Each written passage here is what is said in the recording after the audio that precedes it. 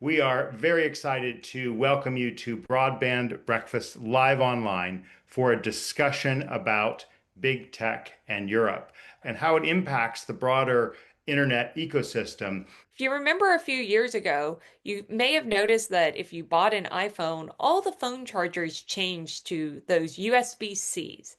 This wasn't because Apple just woke up one day and decided this was the better charger, although luckily over the course of decades, we've seen better charging and more charging options roll out.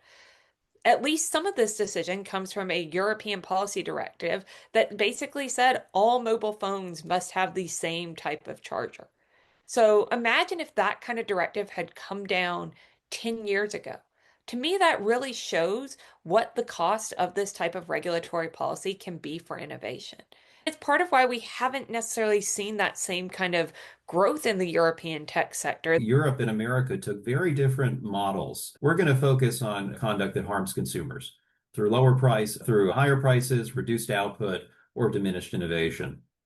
Europe, by contrast, really stuck with a kind of model that we abandoned, which was focused much more on seeing competition in terms of small firms and having rules that really penalized firms from doing things that may have excluded firms in some way, even if they didn't necessarily result in sort of consumer welfare harms, as we would call it in the United States.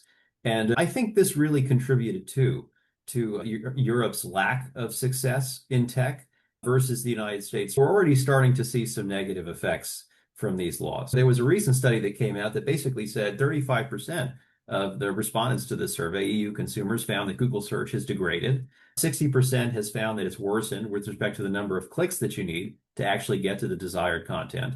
And even 33% saying there are less relevant results through Google search. So a clear example of how the DMA is not helping consumers. We're oftentimes seeing decisions made around compute power or around what makes a frontier model very early on in this technology's life cycle. I've also heard it compared to trying to determine who the big internet players are going to be in like 1996. You may see some names that end up sticking around and being those big players. The techno-economic competition between the United States and China is going to define the 21st century.